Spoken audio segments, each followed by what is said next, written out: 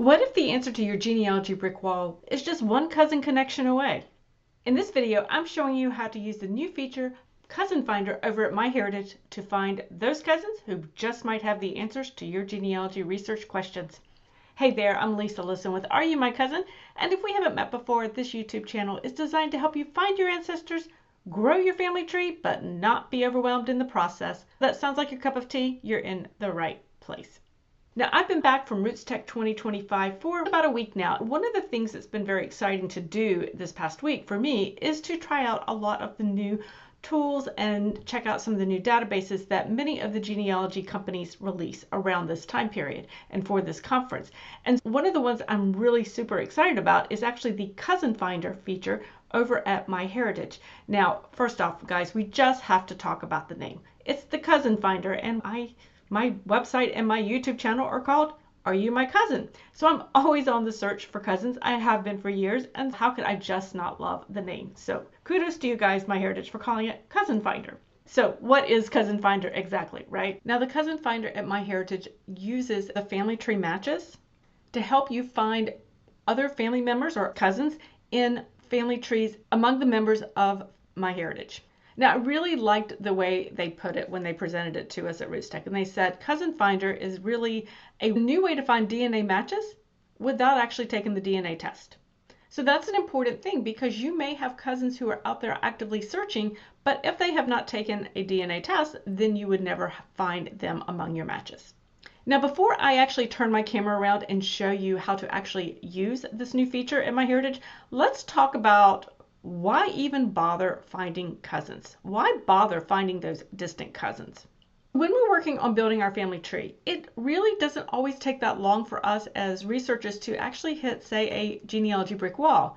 We might get stuck at trying to find our great-grandfather or a great-grandfather or another relative somewhere in that family tree. But we have to remember that our ancestors, our direct line ancestors, did not live in a bubble. Okay? They had a community, they had family, and they interacted with others, and learning about their lives and how they may have interacted with others is important for us as researchers.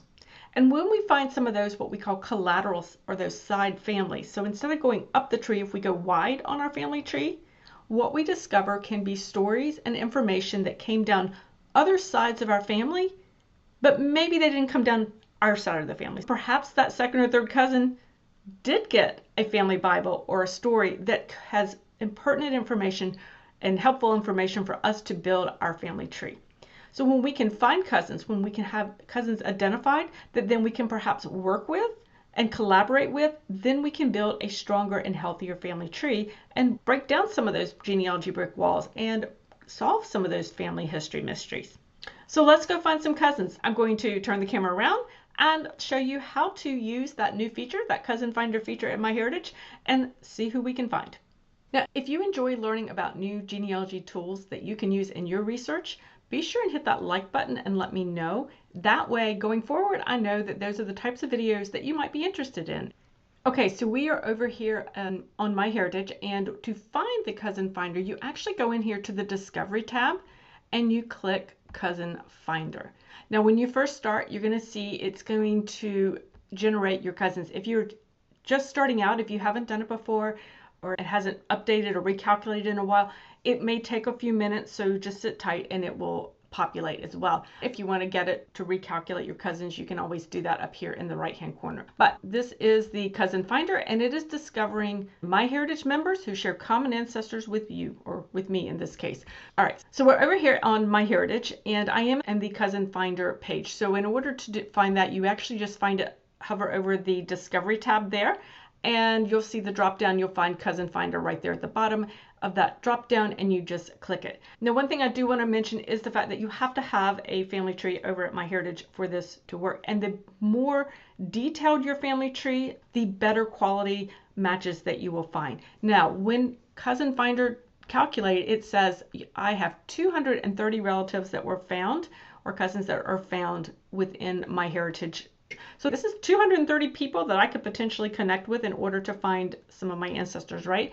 So it gives you your cousin match on one side, and then on the other side, it tells you how that person is related to you. Now, this is actually really important because it's one thing to know that somebody's related to you, and that's a fabulous find there, of course. But to know how they're related, now that's another piece of the puzzle that's so exciting to me, because it saves me work. It's going to tell us how they are related. So it tells us who the common ancestors were. In this case, I look at this and I see that this is part of my Holyfield and Humphreys side of the family, my mother's side of the family. It tells me that we are common ancestors, or my great grandparents. So probably in this case, we're probably third cousins.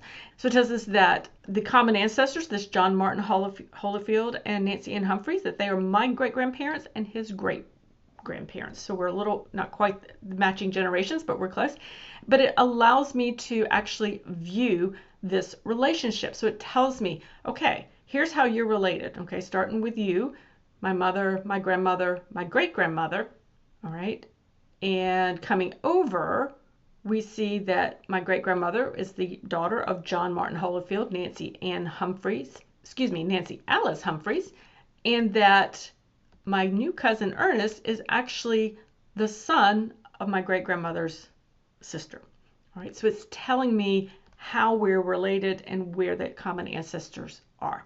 Now, I can hear you saying, that's really cool, that's really fascinating, but Lisa, what does that mean? What are you going to do with that? What can you do with that? There are a couple of things that I can do with it. First of all, I can certainly go and view history. I can actually contact, they give you a nice button here. I can actually reach out and contact this cousin and say, hey, let's collaborate. What do you know? I have this information. What type of information do you have? Is there a family Bible? Do you have any photographs of the ancestors? Because I'm always on the hunt for old family photographs.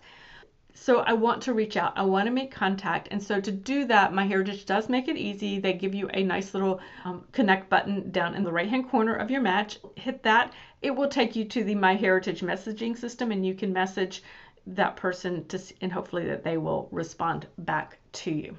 So this is a really fabulous way to find my ancestors, right? Now, one other thing is I'm going through 130 relatives. That's a lot of people to try to contact, right? As I'm looking at folks that I might want to reach out to, I'm going to be looking at when was the last time they were on MyHeritage and how large is their tree. Now, this is not to pass judgment at all, but if somebody hasn't been on the site for 6 years and they have 59 individuals, this is probably not the first person I'm going to reach out to. I want to find somebody who's been active and who is active. Here's another cousin, but they haven't been active for 16 years and they have 68 individuals. This is probably not a person who, if I reach out to contact, is even going to ever see that message. So I'm looking for people here who have been active more recently and that might have a little bit larger tree, indicating they have a little bit larger of a database that could help me. So as I scroll down, I found someone who's been on here that was active 25 days ago, so has 72. So it's a small tree, but she was on here 25 days ago. So this would be somebody that I could reach out to perhaps and see if we could help each other. And so this could be a cousin I would potentially reach out to and hopefully make a connection there that we could then collaborate with.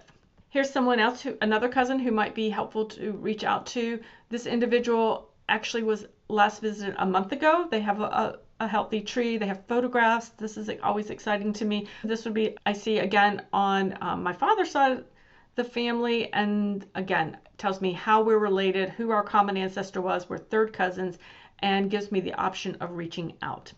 For reference, I know I was demonstrating things such as finding my third cousins, but when I have worked through this cousin finder, it was actually identifying cousins for me that were all the way up to the 5th cousin level. So I found that really interesting, quite distant on the tree, but still quite an interesting piece to find. Now, I hope you found this helpful to see how a cousin finder works and the potential that you have for finding your cousins to help with your genealogy research as well. I hope that this has inspired you to actually seek out those more distant cousins and start collaborating so that you can grow your tree and make it a healthy family tree as well.